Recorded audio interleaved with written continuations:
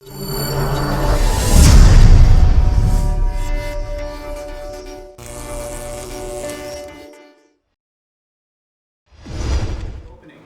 the last time I preached on kind of the 3 to 5 minute gospel and how to be more efficient at shortening up, tightening up the gospel presentation, so that we can just get through it and get to talk to more people.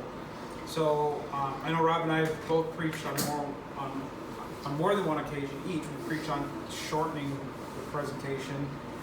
And in order to achieve that, I think that the opening also is part of that, because we both preached, like, once you get into the gospel, how to shorten it down, but actually how to get into the conversation in a quick and efficient manner is also kind of important too. So I'm just getting, just highlight a couple of tricks or whatever. I don't even know if tricks, things that I use that I think they work for me, and maybe they'll help you, right? Especially now, in this day and age right now with the lockdowns and all the things that we're going through, and right now we're still able to kind of go out and preach the gospel, but there's going to come a time, as we read the Bible, that we're not going to be able to preach the gospel, and we're not going to have the luxury of 20, 30, 40 minutes gospel presentation. We're going to have to get in, do what we got to do, and get out. Like, the gospel will always be preached, but I don't know if we'll have that much time to do it, right? So I think that the world's cracking down. So if they're cracking down, we need to adapt, right? We've got to really just start thinking about this. So first and foremost, everybody here, they have cards, right? Everybody has cards, right? Now, anybody, I don't talk to a lot of you guys on the phone during the week, but anybody that does talk to me on the phone during the week, in the middle of conversations, I'm handing out cards, right? And the same with Rob, Marianne, when I talk to them. I always have a stack of these cards in my pocket, always. I don't, in the morning when I get up in the morning, I've got them with an elastic band, and I take them, I stick them in my pocket, and I give out 5-10 cards easily a day, right? The one thing that we got to understand is these cards, it's a numbers game. It really is a numbers game. All you're doing is, like, we all know how to, hey, do you watch YouTube videos? Yes, no, maybe so, it doesn't matter, right? A friend of mine made some documentaries on the Bible. Also on the back, there's a Bible way to heaven. Do you know if you're going to heaven when you die? That takes 10, 15, 20 seconds. And you've already got them to admit whether or not they know they're going to heaven or not, right? If they engage you, great. You engage them. If they don't engage you, they kind of look at it, they shut off, move on, right? These things save so much time. They were such a valuable tool that I never realized until the quarantine, really, when Rob and Marianne went across Canada, and they actually told me that these things work great, and they do. These save time, because before it was, we take a DVD, hey, we're with the local church, we're out handing out this, blah, blah, blah, blah, blah, a minute. There's a minute that you're trying to get them, just to get them. Do you know if you're going to heaven when you die? And then you got to go through all this other stuff. This is very, very, very, very important. And like I said, it's a numbers game. I go out, and like yesterday I was on the phone with one of my friends. As I'm in the conversation, hey, do you know if you're going? Hey. By the end of the conversation, I hung up the phone.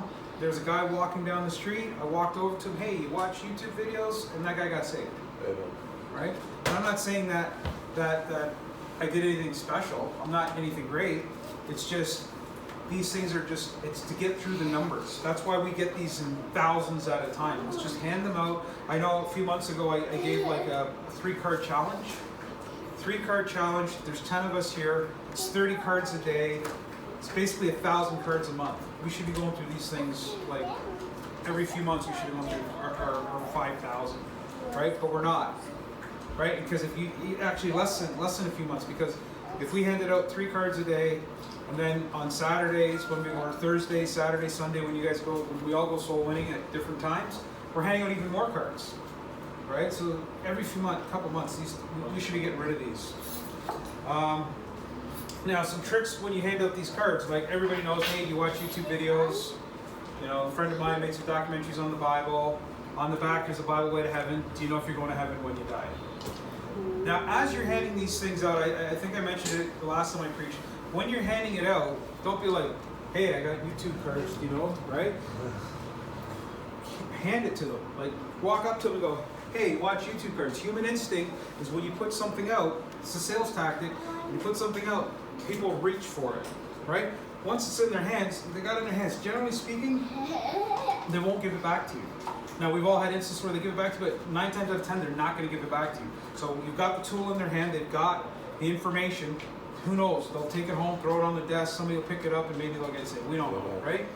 But hand them the card. Hey, now, as you're handing them the card, the one thing that I've noticed just from watching Soul Winners, you know, basically since I've been saved, is a lot of people don't recognize the first few seconds when you're interacting with somebody.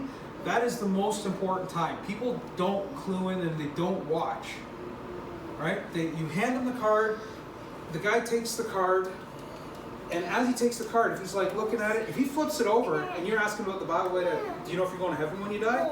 That person actually is kind of interested because they flip the card. They're actually looking at it and they flip it. What's on here? But people miss that all the time. I don't know why, but they miss it. They flip it over, that's an opening, right? If they go like this, they look at the card and they're like, oh, okay, cool, and they stick it in their pocket.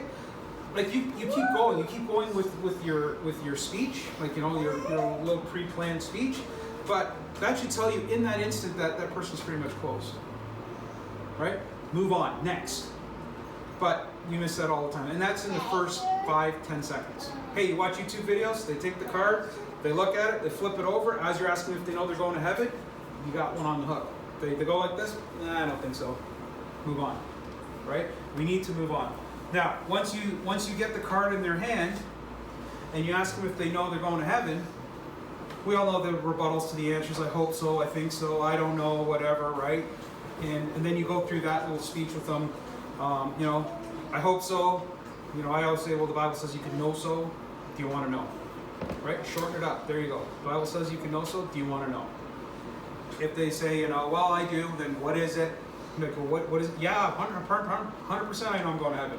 Well, if you know 100% you're going to heaven, how do you know you're going to heaven? That's a question I asked them. How do you know you're going to heaven? As soon as they come out with anything other than it's on Jesus Christ, they're like, oh, I got to be a good person, or, you know, you got to have a relationship. Then what do as soul winners? Or what have I seen? People go into trying to debunk what they say. You already know they're not saved. They start talking about, you got to be a good person, live a good life, all that stuff. Well, what if this, and what if that, and what if this? And you waste 30 seconds just trying to figure out that they're not saved when out of their mouth they're telling you they're not saved. They're not saying it's, I believe on the Lord Jesus Christ, right? So that's another tactic that you can use to shorten it down. Like we're 30 seconds in, and I'm already getting ready to give them the gospel because I figured out that they don't know how to get to heaven. They've got the card in their hand, they got information. I figured out that they don't know that they're going to heaven. I've told them that they can know, and now I'm sliding into the gospel. 30 seconds. I've watched guys take 10 minutes before they even open their mouths. Right? Now I'm not talking about, this is more like when I'm talking about the opening, I'm talking more about like when we're out on the streets, when we're knocking doors, when we're, you're in the grocery line. You know, the guy at the drive-thru brings you your food curbside. You know, I've been able to get a card in hand and get somebody saved in a couple minutes because I didn't waste their time. Yeah. Right? So that's important. This can be shortened up a lot. And then the next thing that I like to do when I do my approach, and I tell people you can know so, right? I usually, if I tell them you know so, I can quote a verse or whatever. But I like to tell them that if I could tell you in 2 minutes, would you be interested in hearing? I've tried 2 minutes, I've tried 3 minutes, I've tried 5 minutes, I've tried a couple of minutes. If I could do it real quick, none of those things work. They work. They do work, but they're not as effective as if I could tell you in 2 minutes, right? And again, the interaction when you go to somebody and you hand them that card, if they're smoking a cigarette, right? I say, I can tell you in 2 minutes, and then you got the kind of thinking, again, you got to recognize, what is this person doing as I'm trying to get to the gospel, right? If they're smoking a cigarette, so many times I say, before that cigarette's done, I'll be finished the gospel. Because the person's thinking, well, I'm going to smoke the cigarette anyways, and everybody that smokes knows how long it takes to smoke a cigarette, and they're like, well, if this guy's going to be done by the time I'm done, well, then this is going to be quick. But what happens is we don't let them know that we're going to be quick, and because we don't let them know we're going to be quick, they turn us down because they think it's going to be like a Jehovah's Witness. If I let you talk to me now, you're going to be coming back to my house for the next year, and I'm going to have to close the door on you, right? 40 minutes. 40 minutes, right? And that's what happens. So these people in this day and age with technology and the way people are being conditioned, they are instant on. They want instant information. They want it now. They want it fast, and they want to get on with their lives. And that's how we got to deal with the gospel. We got to get them the information, leave it in their hands. They want to call on the name Lord, great. If they don't, all right, carry on, right? That's our job. So I find 2 minutes works great. And then, as soon as, again, you say, if I can tell you in 2 minutes, if you recognize, if you watch, and not be so interested to get to this, but if you actually watch the person in front of you, you can tell, just by looking at them, if they're going to give you the time, right? And you can tell if you can push a little bit more to try and get them, or if you just got to stop at that and just move on, right? You can tell these things, because we're missing. This is an important skill. We are missing. When that first interaction, talking to people, we're missing it. And that's why we can be way more effective. So you say 2 minutes, would you be interested? They say, nah, and I like to use the line, 2 minutes to eternity. You don't got 2 minutes for eternity? Right? And a lot of times people are like, you know what, yeah, 2 minutes, right? And if somebody says, nah, I don't have time, I'm on lunch, I'm on break, I gotta go, I'm busy, let them go. You got the tool in their hand. I like to say to them as they walk away. If they're like, nah, I'm on lunch or whatever, I'll start walking away to make them feel that I'm not going to be in their face, right? And I'll say, you know what? The first video, as I'm walking away, the first video on there, I said, I could give you 2, but that's about 8 minutes. You're going to have to watch the 8-minute video, but make sure you watch it. And then I just walk away, right? Because they're not interested. So that interaction that I just gave you is a minute. If somebody is willing to give you 2 minutes, they're going to give you 7 minutes. They're going to give you 10 minutes. They're going to give you 20 minutes. They're going to give you whatever it is because they're interested. So I've said 2 minutes so many times, and most of the people that, when I say, if I give you the gospel in 2 minutes, would you listen? And that person ends up getting saved, it's 5 to 7 minutes, like Rob preached before. Yep. But they'll give it to you because they're interested, right? If they're not interested, I can do the gospel in 2 minutes. I told them, listen, I'm going to talk real fast. I'll give them the gospel in 2 minutes, and that person's not interested. They only gave me the 2 minutes. Sometimes one guy actually timed me and said, yeah, you did it in 2 minutes. And then he went off on his way. But they just want to see if I can do it. But it'll be 2 minutes or less if they're not interested. If you are actually paying attention to what is going on in front of you. It's very, very important. We don't study the person in front of us. Again, the one thing that we're not, if you look, Titus 3 verse 10, right? It says, a man that is a heretic of the first and second admonition, right? Reject. Again, we don't follow that. You give them the card, you give them 2 chances, they're not interested, move, bounce. Time to go. Why is it in the Bible? Why did they put it there? It's for us, so we know. We're all guilty of 57 affirmations or admonitions, right? And not giving up. But as time and crunches, as the world gets worse, we got to start working with that. We got to move. We got to get to the people that want to hear this, right? The next thing is verse 9 says, "But avoid foolish questions and genealogies and contentions and strivings about the law, for they are unprofitable and vain." Now this one, soul winners need to get better at. Avoid foolish questions, genealogy, contention, strivings, blah, blah, blah. We're all guilty, right? But week after week we're preaching. We gotta shorten this up. We gotta make this quick. We gotta recognize this stuff. I'm telling you guys about recognizing this stuff. We are getting into debates every week. I sit back and I listen to as we're fellowshipping and stuff, and I hear the stories, or I talk to other people that soul win in other areas, and I listen to their stories, and they are falling for verse 9 all the time. Foolish questions, arguing, talking, trying to prove your point, just going on and on and on and on and on, and at the end of it, it's a waste of time. The person doesn't get saved. Like, you got them the information, you give them some verses, they're not receptive, they don't want to hear it, go.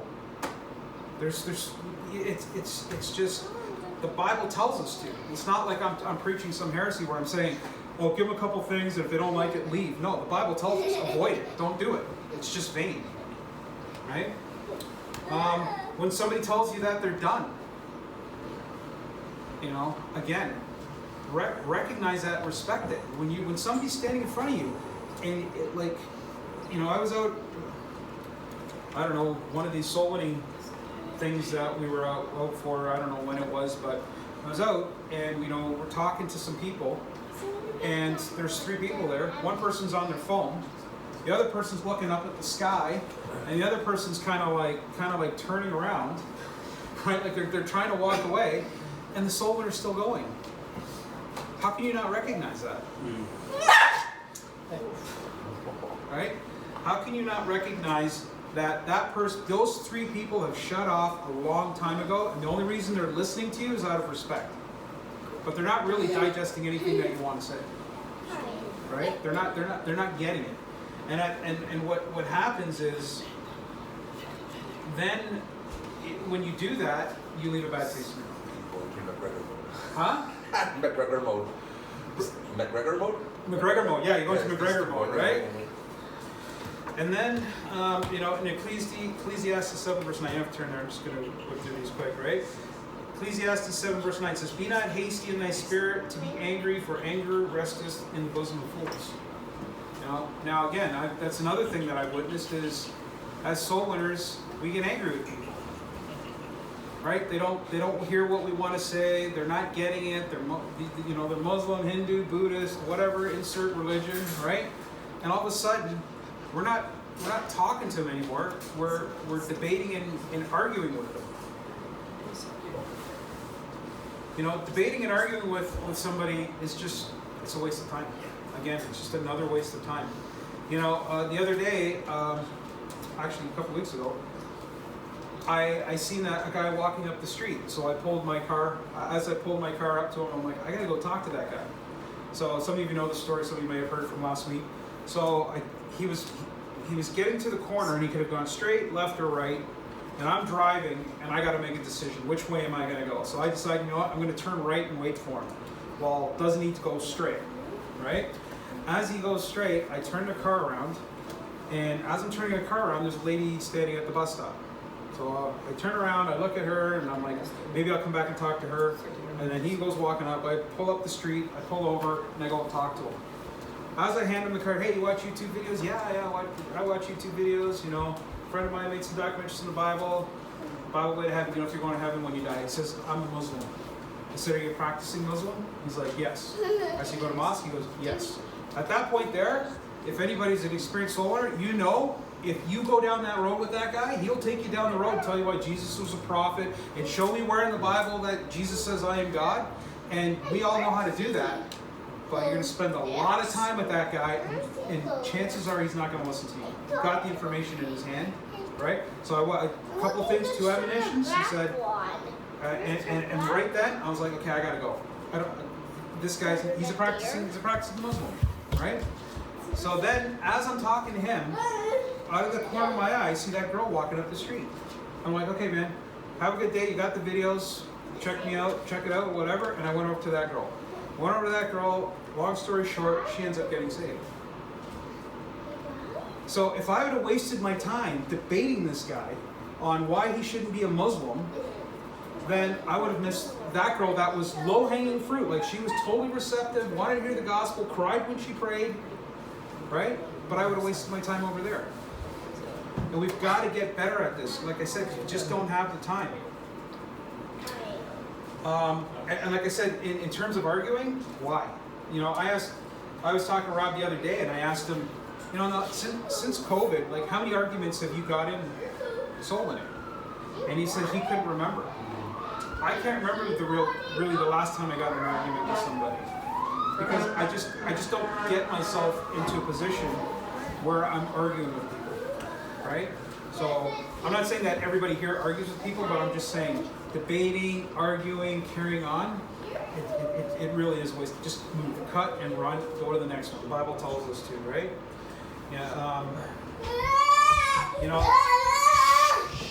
there's 7 billion people in the world. You know, we can't even keep up with the death rate. You know, 2 people die every second. You're gonna waste 10 minutes on that guy. How many people died in that 10 minutes? You know, every one of us here has a story about going and talking to somebody, and somebody says, you know what? I was praying for somebody. Like yesterday, I prayed for somebody to come talk to me. Or this, I was just like Noreen. You had that story just a couple weeks ago. The lady, the Lord said, I just prayed that somebody would come and tell me how to get to heaven, and you showed up like seconds later, right? So why are we spending too much time on the people that just don't want to hear it? And then 1 Corinthians 3:8, right? It says, now he that planteth and he that watereth are one, and every man shall receive his own reward according to his own labor. As soul winners, remember guys, we're trying to just get them saved. We're trying to show them what it takes to be saved. That is our job. The Bible doesn't say, Jesus in the Great Commission didn't say, save them. He said, go and talk to them, teach them, preach to them, right? And at the end, we just really need to leave a good taste in people's mouths. You know, this soul winning school that we have here, this is not, you know, for beginners. Everybody here knows how to give the gospel. Everybody knows how to go and approach somebody. This training, this preaching, this what we're doing here is to make us better, to make us more elite, right? Not that we're better than any of the other soul winners out there, but why are we getting here? Why are we doing this? Why are we going out? Why are we fellowshipping? Because iron sharpens iron, right? And because it does that, we can be so much more effective out there. We're spinning our wheels in some areas, right? And leaving a good taste in your mouth makes it easier. If we talk to somebody and hey, you know, there was a guy actually in the States, in Ohio.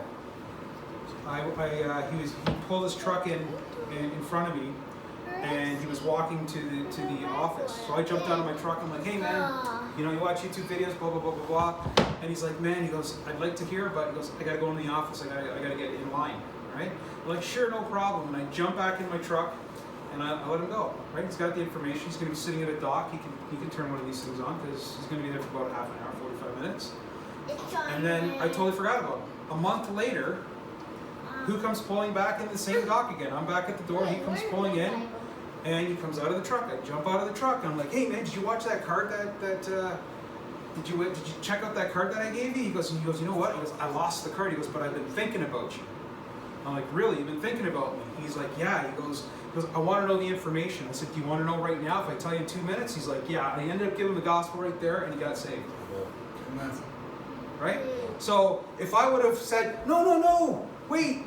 You got to give me 2 minutes. Don't go in the office there and get in line. Just give me the 2 minutes. No, wait. And then I give him 5 minutes, and he's like, dude, I got to go. And I'm like, no, wait. You got to listen. I'm almost done. And then I go on for 5 more minutes. And he's like, but I got to, no, wait. You got to go. He's not ready. He wouldn't have got saved. And then the next meeting, when I see him, I'm like, hey, man, you would see me, and he'd go running the other way. Right? So when I say leave a good taste in your mouth, I might give the card to somebody, and one of you guys, somewhere along the line, may run into them and be like, hey, you know how many people I've given somebody, Barton Street. We worked Barton Street before we started this school. Last year during COVID time, the quarantine, we worked a street in Hamilton. We were there weeks, months. I'm still going up on that street and running into people because I work close to there. And I'm like, hey, did you get one of these? Yeah, I got one of these from one of those guys. They were here like last year. They didn't get saved, but I go back and I say, hey, give a couple minutes, and they get saved. Wow. So the fact that we've been giving out these cards a year ago, but we left whoever left that card in that person's hand, left them with a good taste in their mouth. They gave them the card and they walked away. They didn't force them. They didn't give them something that they didn't want. And then when the guy comes back to water, he's receptive now because he's like, oh yeah, I remember that guy. He didn't get in my face. He didn't say, hold on and keep me longer than I wanted. And here we are, right? Salvation.